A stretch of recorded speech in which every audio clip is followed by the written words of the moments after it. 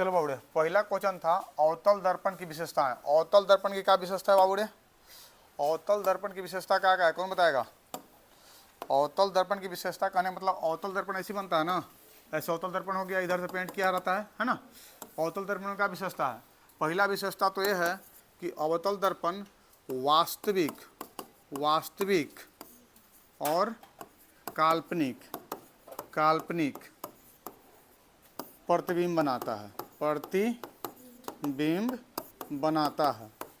ठीक है, अब वास्तविक और काल्पनिक प्रतिबिंब बनाता है, इसके मतलब कि यहाँ पे अगर हम इसको सेंटर रखते हैं और यहाँ पे इसका हम फोकस रखते हैं, अगर प्रतिबिंब यहाँ पे हम अनंत रखते हैं, अगर कोई प्रतिबिंब अनंत पर है तो उसका अति कहाँ बनेगा?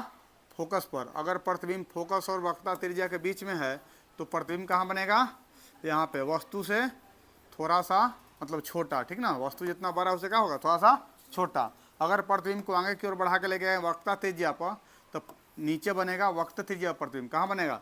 जितना बड़ा वस्तु है उतना ही बड़ा प्रतिबिंब। अगर प्रतिबिंब को हम आगे लेके चलें फोकस और वक्रता त्रिज्या के बीच में तो प्रतिबिंब चल जाएगा कहाँ? केंद्र और अनंत के बीच में, वस्तु से बड़ा। अगर इसको हम फोकस पे ले जाएं तो प्रतिबिंब कहाँ चल जाएगा? अनंत पर, वस्तु से बहुत बड़ा। अगर हम इसको ले जाएंगे यहाँ पे ध्रुव और फोकस के बीच में, अगर हम प्रतिबिंब को बिंब को ध्रुव और फोकस के बीच में रखते हैं तो प्रतिबिंब कहाँ बनेगा? पीछे और वस्तु से बहुत बड़ा। कहाँ बनेगा? पीछे। यही बोलते हैं काल्पनिक। यानी काल्पनिक प्रतिबिंब भी किसमें बनेगा? अवतल में। किसमें बनेगा? अवतल में। और वास्तविक प्रतिबिंब भी किसमें बनेगा? इसे वास्तविक बन रहा है ना, वास्तविक भी किसमें बनेगा? वास्तविक भी किसमें बनेगा? अवतल में ही बनेगा। अवतल में काल्पनिक भी बनता है और वास्तविक भी बनता है। वास्तविक प्रतिबिंब कैसा होता है? उल्टा। कैसा होता है? उल्टा। काल्पनिक प्रतिबिंब कैसा होता है? सीधा। कैसा होता है? सीधा।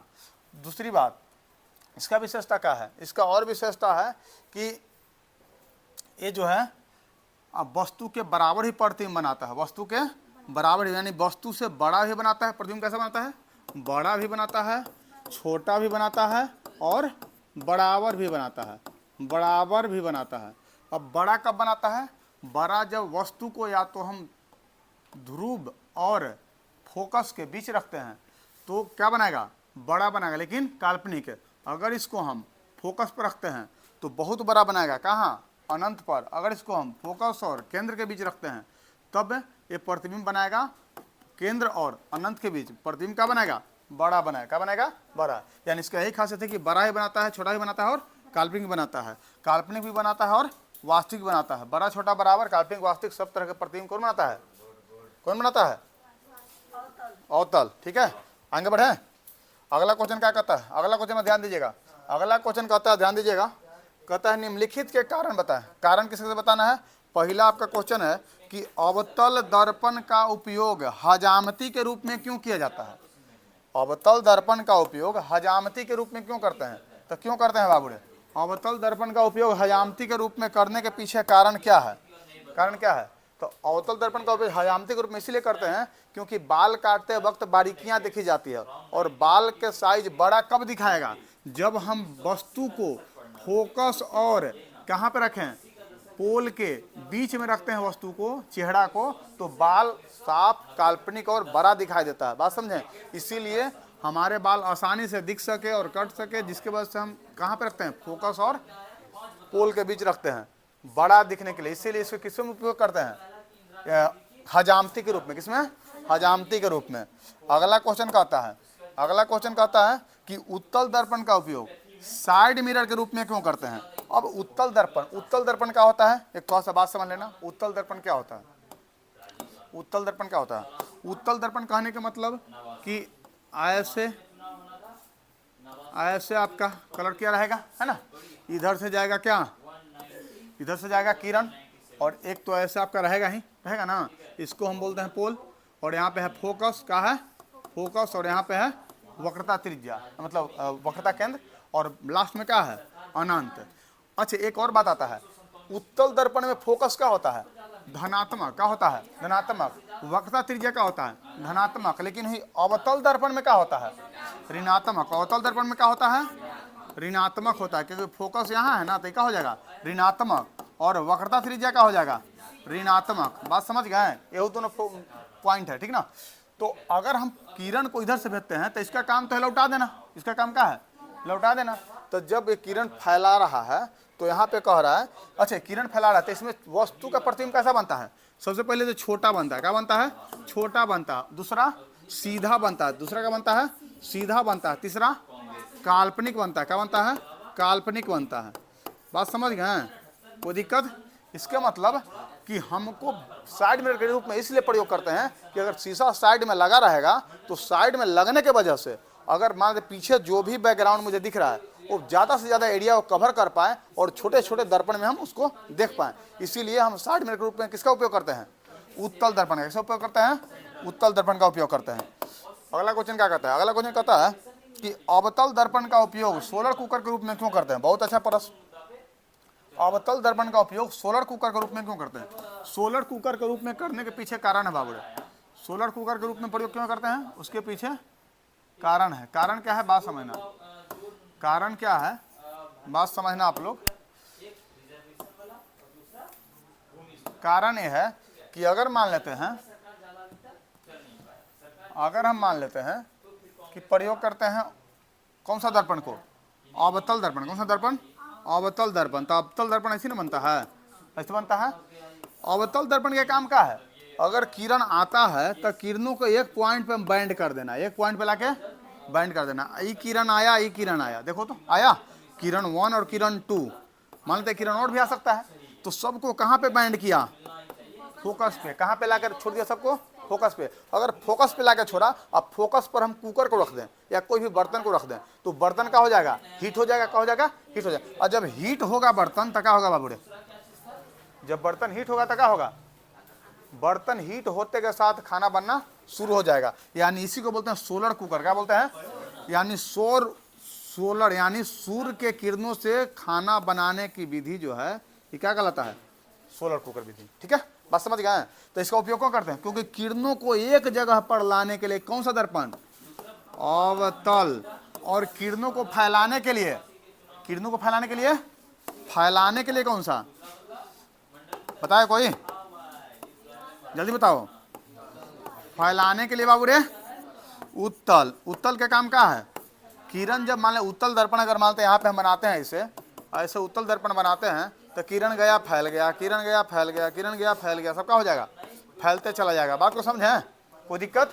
यानी उत्तल दर्पण का काम क्या है, किरणों को फैलाना। इसीलिए इसको कौन सा दर्पण बोलते हैं, अपसारी दर्पण। कौन सा दर्पण, अपसारी। अपसारी कौन सा दर्पण, अपसारी। और इसको कौन सा दर्पण, अभिसारी। कौन सा दर्पण, अभिसारी। चलिए आगे बढ़ते हैं। अगला क्वेश्चन कहता है, अगला क्वेश्चन क्या कहता है, हाँ तो वहीं गया। अब अगला प्रश्न पे चलते हैं। कहता है आवर्धन किसे कहते हैं, आवर्धन। बहुत अच्छा प्रश्न बाबूरे, आवर्धन किसे कहते हैं, ये प्रश्न आपका है, आवर्धन किसे कहते हैं। आवर्धन कहने का मतलब, आवर्धन कहने का मतलब कि आवर्धन सिंपल समझना कि अगर कोई दर्पण, या तो दर्पण वास्तविक हो या तो दर्पण या तो दर्पण उत्तल हो या तो दर्पण अवतल हो। अगर कोई दर्पण के मान लेते हैं कि कोई वस्तु रखा है, क्या रखा है, वस्तु रखा है, तो फिक्स एक उसका प्रतिबिंब बन रहा होगा। अगर मान लेते हैं कि यहाँ पे सेंटर है, यहाँ पे फोकस है, तो फिक्स एक प्रतिबिंब बन रहा होगा। और प्रतिबिंब जब सेंटर पर वस्तु रखा है, दर्पण अवतल है, तब प्रतिबिंब कहाँ बनेगा, सेंटर पर वस्तु के बराबर।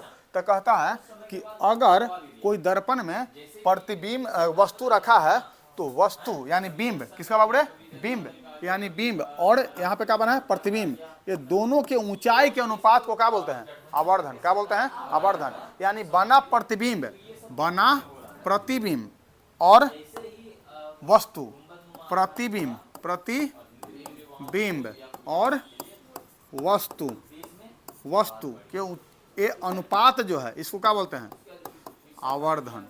आवर्धन देखो तो सही है ना, यहाँ बीम होगा कि प्रतिबिंब होगा, थोड़ा सा देख लो तो, लिखवाए ना तो लोग को, प्रतिबिंब, हाँ प्रतिबिंब बटे वस्तु। और वस्तु की ऊंचाई कितना है अभी पता लगेगा, वस्तु कितना ऊंचा रखे हैं और प्रतिबिंब कितना ऊंचा बनाया है, ये प्रतिबिंब की ऊंचाई से पता लगे। अच्छा ऊंचाई कैसे होगा सर, तो वस्तु यहाँ रखे हैं तो इसका कुछ ना कुछ तो हाइट होगा ना, तो इसका हाइट और इसका भी कुछ ना कुछ प्रतिबिंब बना, तो इसका भी हाइट होगा। इसका हाइट का अगर 2 मान लेते हैं तो इसका प्रतिबिंब नीचे बन रहा है ना, तो प्रतिबिंब यानी H2 बटे का हो जाएगा H1। बताए थे खुद ही कहते हैं, बोलो बाबड़े खुद ही कहते हैं। चले आगे बढ़े। अगला प्रश्न, अगला क्या कहता है, कहता है कि गोलीय दर्पण द्वारा प्रवर्तन के चिन्ह परिपाटी को दर्शाएं। जब गोलीय दर्पण में परिवर्तन होता है तो उसका चिन्ह परिपाटी को दर्शाएं। चिन्ह परिपाटी हम बताए थे, अगर याद होगा तो चिन्ह परिपाटी ऐसे बताए थे। अगर थोड़ा सा आप लोग अपना पिछला मेमोरी को रियलाइज कीजिएगा तो अब देखिएगा कि चिन्ह परिपाटी को हम ऐसे बताए थे, ध्यान दीजिएगा। चिन्ह परिपाटी कहने का मतलब बताए थे कि बाबू दर्पण ऐसे रहता है ना, ऐसे रहता है, या तो उत्तल हो गया तो अवतल होगा। अब जब ऐसे दर्पण है तो एक बात बताना, ये कौन सा दर्पण हो गया, अवतल दर्पण। अवतल दर्पण में हम बताए थे कि किरण किधर से जाता है, इधर जाता है, और जिधर से किरण जा रहा है और जिधर हम वस्तु को रखेंगे वो क्या कहलाएगा, इधर की ओर जितना भी। मान लेते हैं कि इसको ऐसा समझ लो, इसको थोड़ा सा और अगर अच्छा समझना है तो हम लोग पढ़े थे नियामक ज्यामिति। क्या पढ़े थे, नियामक ज्यामिति। नियामक ज्यामिति उसी तरह से कोरिलेट करना समझ में आएगा अच्छा से। नियामक ज्यामिति क्या करते हैं, ऐसे और ऐसे, ऐसे ना करते हैं, ऐसे करते हैं। इसको मान लो वस्तु यहाँ पे जीरो मान लो, क्या मान लो, जीरो। यहाँ पे क्या मान लो, जीरो। यहाँ पे मान लो जीरो, ये क्या है, जीरो है। और जीरो के अगर ऊपर की ओर जाते हैं तो इसको बोलते हैं वस्तु की ऊंचाई, क्या बोलते हैं, तो ये हो जाता है प्लस, पॉजिटिव। क्या हो जाता है, अगर नीचे की ओर आते हैं तो वस्तु की ऊंचाई, लेकिन ऊंचाई भाई गहराई में ना चल गया तो ये वस्तु की क्या हो जाएगा, गहराई, लेकिन ऊंचाई, लेकिन कहाँ की ओर, नीचे की ओर। ऊंचाई कहाँ की ओर हो जाएगा, नीचे की ओर। जब नीचे की ओर होगा तो क्या हो जाएगा, माइनस। यहाँ पे अगर जीरो है तो इधर की ओर बढ़े तो आगे ना कहेंगे, तो अगर इधर की ओर बढ़ता है आगे की ओर तो इसको क्या बोलेंगे, धनात्मक। अगर ये पीछे की ओर बढ़ता है तब क्या बोलेंगे, ऋणात्मक। इसी को बोलते हैं चिन्ह परिपाटी, इसी को बोलते हैं चिन्ह परिपाटी। कोई दिक्कत है अगर उसमें मान लेते हैं कि यहाँ पे लिखेंगे कि दर्पण ऐसे, थोड़ा सा दर्शाने पड़ेगा कि अवतल दर्पण है, ये प्रधान अक्ष है, ठीक ना, ऐसे करके थोड़ा सा दर्शाने पड़ेगा, ठीक है। लेकिन इसको क्या बोलते हैं हम लोग, चिन्ह परिपाटी। क्या बोलते हैं, चिन्ह परिपाटी। अगला प्रश्न पर चलते हैं। अगला प्रश्न क्या कहता है, अगला प्रश्न कहता है कि अवतल दर्पण में फोकस दूरी एफ है एवं वक्रता त्रिज्या आर में क्या संबंध है। बहुत आसान क्वेश्चन है, आप लोग बताए थे। एफ और आर में क्या संबंध है बाबूरे, यही ना अवतल दर्पण है। मान लेते हैं कि अगर यहाँ पे अगर सी है और यहाँ पे एफ है, तो यहाँ से यहाँ के दूरी को क्या कहते हैं, यहाँ प्रधान अक्ष है तो यहाँ से यहाँ से दूरी क्या कहते हैं, फोकस दूरी कहते हैं, ठीक ना। और यहाँ से दूरी को क्या कहते हैं, वक्रता त्रिज्या आर कहते हैं ना। इसके मतलब कि ये जो होता है इसका कितना होता है, 2 गुना होता है।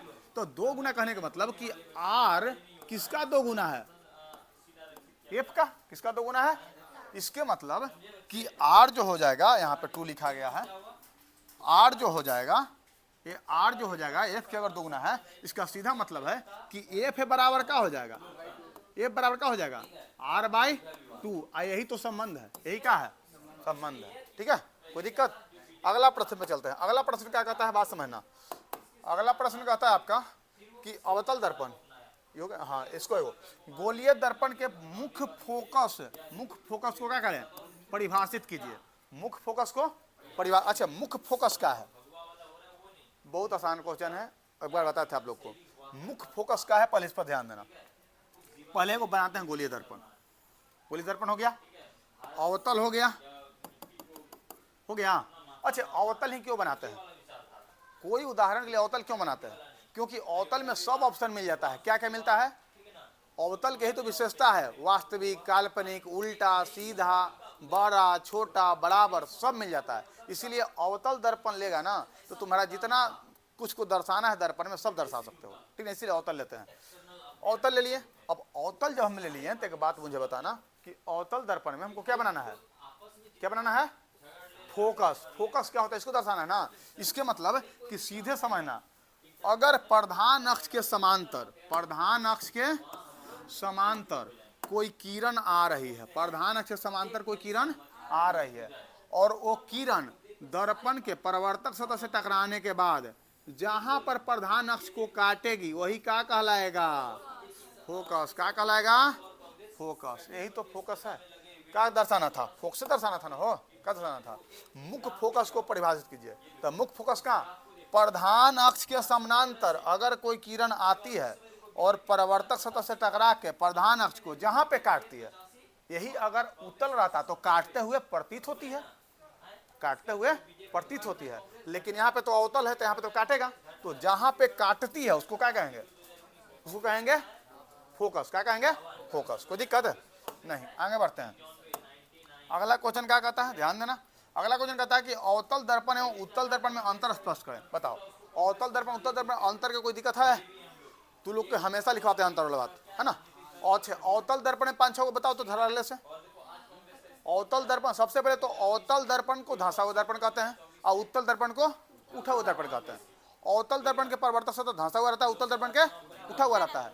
अवतल दर्पण में काल्पनिक वास्तविक दोनों तरह के प्रतिबिंब बनता है, लेकिन उत्तल दर्पण में सिर्फ और सिर्फ काल्पनिक प्रतिबिंब बनता है। अवतल दर्पण का प्रतिबिंब उल्टा और सीधा दोनों होता है, लेकिन उत्तल दर्पण का प्रतिबिंब सिर्फ और सिर्फ सीधा होता है, क्योंकि काल्पनिक में सीधा होता है।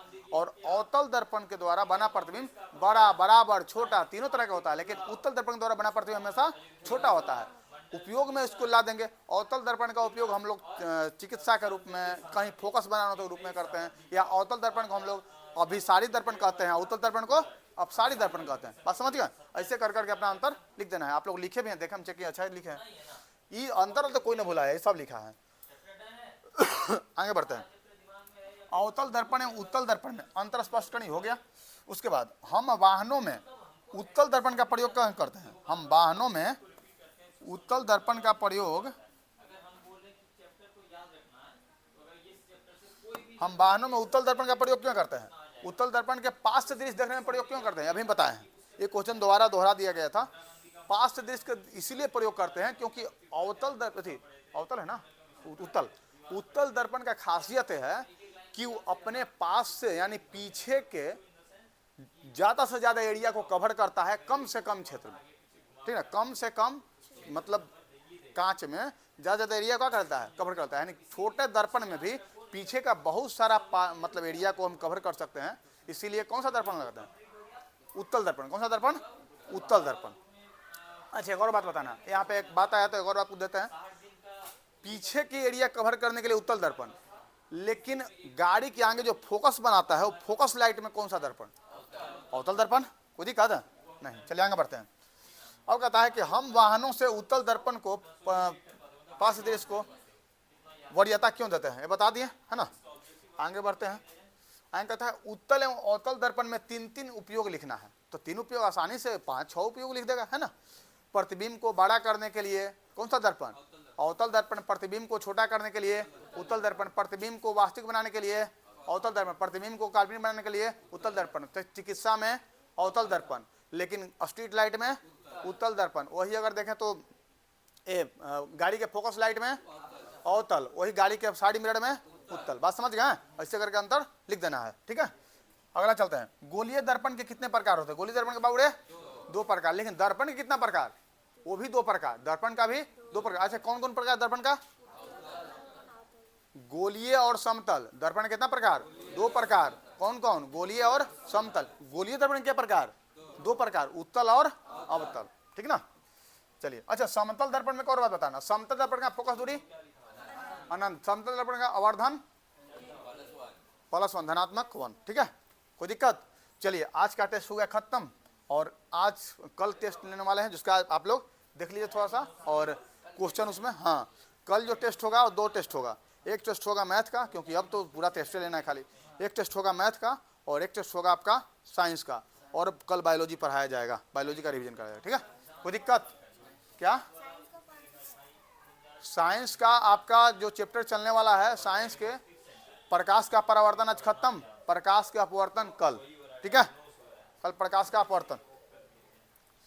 चलिए, आप लोग पहले होमवर्क लिखिए बाबूरे। हाँ, होमवर्क जल्दी लिखो, फास्ट लिखो होमवर्क।